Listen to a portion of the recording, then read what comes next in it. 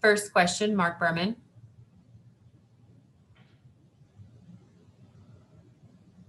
Hey, John, how are you? I'm good. How you doing, sir? So, look, I know it's early in the season. And it tends to be a kind of cliche type questions, but you got back-to-back games now against the Lakers.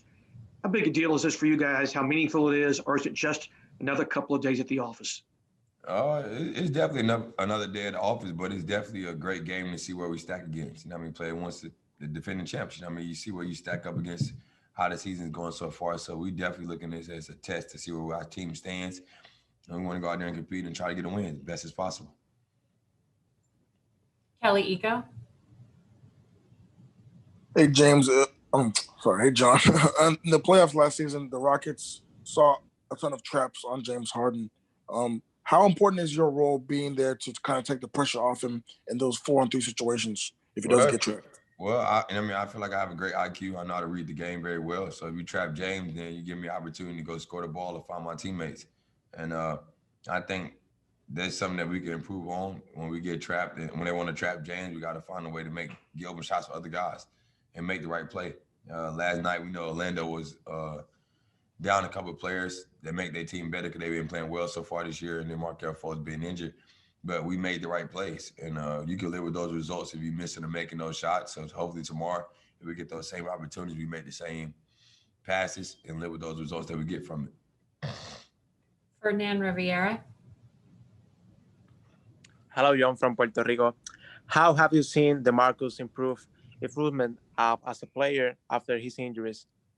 You said what? Repeat yourself. How have you seen DeMarcus improvement as a player after his injuries?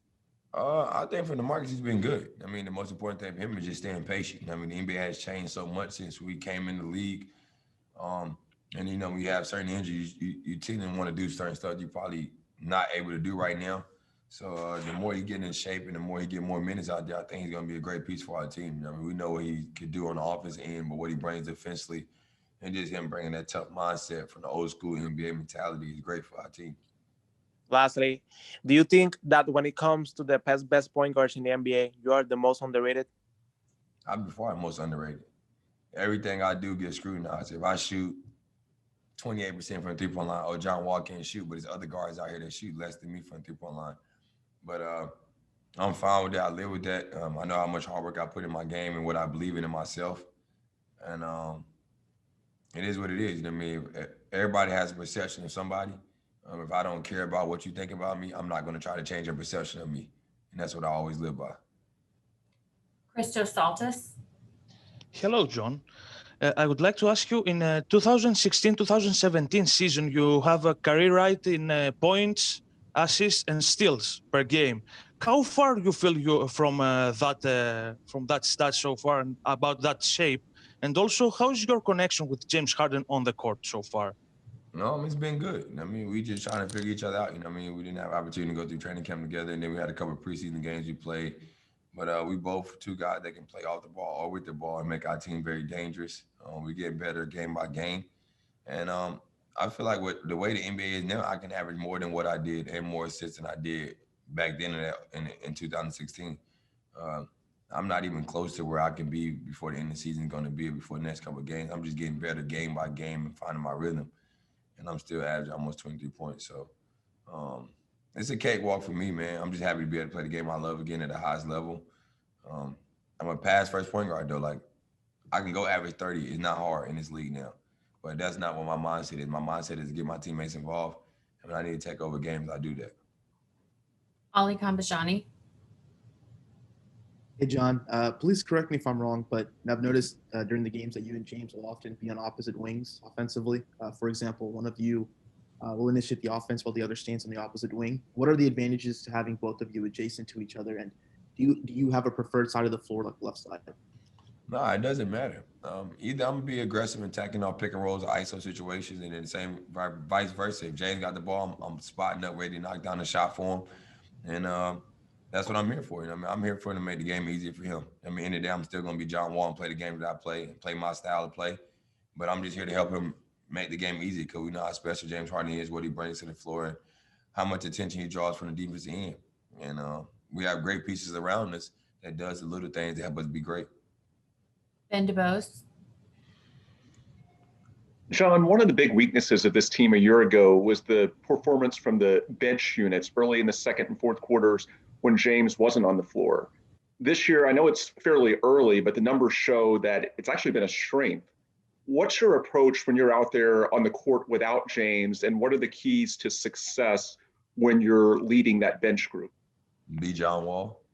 That's all I'm doing is being John Wall. And I know I can score the ball, but at the same time, I can put pressure on the defense, pushing the pace and running pick and rolls.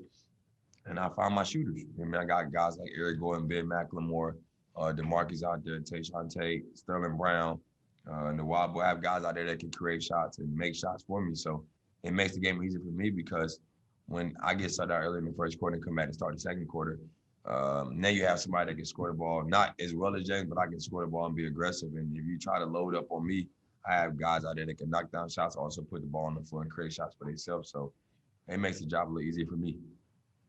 Mark Berman. John, let me read something to you real quick. James said a moment ago, as long as we can continue to find chemistry, find pace on both ends of the floor, we got a chance to do something special. Want to see what you and Stephen agree with that. Want to see what you think about that quote. He hit it right on the nose. Like I said, me and him are just trying to find chemistry, and the team is. But the more and more we get to playing games, because it's so hard to practice as much with the schedule we have, we play every other day. But just finding chemistry, man. Like I told guys yesterday, the same effort we give and energy we give on the offensive end, if we could get it on the defensive end, we're going to be okay with guys taking a couple of bad shots here and there because you're giving us that effort on both ends of the floor. Our mindset got to be is we can't worry about just who's getting the ball and who's scoring. Do the little thing that help our team win. I feel like yesterday we did that by making extra passes at times and just moving the ball. Like me, I took 11 shots. I don't care. I just want to win the game. Like I'm competing on both ends of the floor. I'm going to give everything I have. And that's just my testimony of what I've been through with losing my mom in the last year, having two beautiful boys, not playing basketball for 2 years. Like I would play this game if I didn't make no money.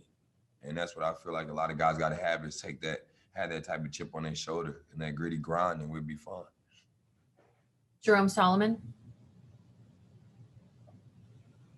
Hey, John, I was going to ask you about your shooting percentage, which is a little higher than it's been, and whether you were getting those shots. But you brought up something when you talk about 𝗪𝗪𝗧. You talk about a man like he's an old man or something. Y'all are both 30. The league has changed a lot from what it was when you came in to what it is now. Which league do you like playing in better? Would you like to be coming in now at that young 19-year-old? If I came in at a young age doing this, I'd probably average 40. You know what I mean? To be realistic, you switching 1 through 5, you know what I mean? So it's a lot more easy and there's a lot more spacing because back then you had two traditional bigs. Maybe your 4-man can make a pick and pop mid-range. You had one shooter out there. It's really tough because now if you're a lockdown defender but can't make shots, you really can't be on the floor nowadays. You know what I mean? Because it's all about offense. But yeah, I talk like I'm like 𝗪𝗪𝗧𝗛 is older than me, but we both 30 years old. But it's like it's fun though. You know what I mean? It's just a joy to be able to play the game. You know what I mean? And like I told people before, like my shooting percentage is I never had the opportunity to have spot up shots. You know what I mean? I had to always create my shots for myself. And at the same time, I played with 2 bone spurs in my knee and my heel my whole career damn near basically. And now I'm back healthy, and I feel like I got that rhythm that I need. And I show people the picture of my bone spurs, and they're gonna be like, "There's no way you play with that." But that's what I dealt with for 6 or 7 years. So that just let you know my mindset was I could play through anything, but at the same time, I was jeopardizing myself. So that's why I took time to put the work in and get back to where I wanted to be to come back and play at a high level. All right, Pops. Appreciate it. And last question, Leonardo Torres. Hi, John. It's Leonardo Torres from Peru. John, you're playing at an important level, but the NBA did not include you in the MVP race. Does that matter to you, or do not give an importance? Nah, man, to be realistic, man, everybody wrote me off. You know what I mean? Like people say John Wall was done before I even came back. So that's the reason why I'm probably in the Rockets uniform, but I'm happy to be in this opportunity and embrace this chance to play for another organization and somebody that wanted me here and where I want to be. You know what I mean? So a lot of people wrote me off and said John Wall was done, but I know how much I love this game, how much work I put into my game, what I've been through the last year and a half, 2 years. And now it's just all a testimony to all my hard work, showing out right when I'm on the court. And all I really want to do is translate these numbers that I'm getting up to wins. That's all I care about. no matter if I average 40 or 30, if I'm not getting wins, it doesn't mean nothing to me. So that's all I'm here for. Thank you, John. We appreciate your time.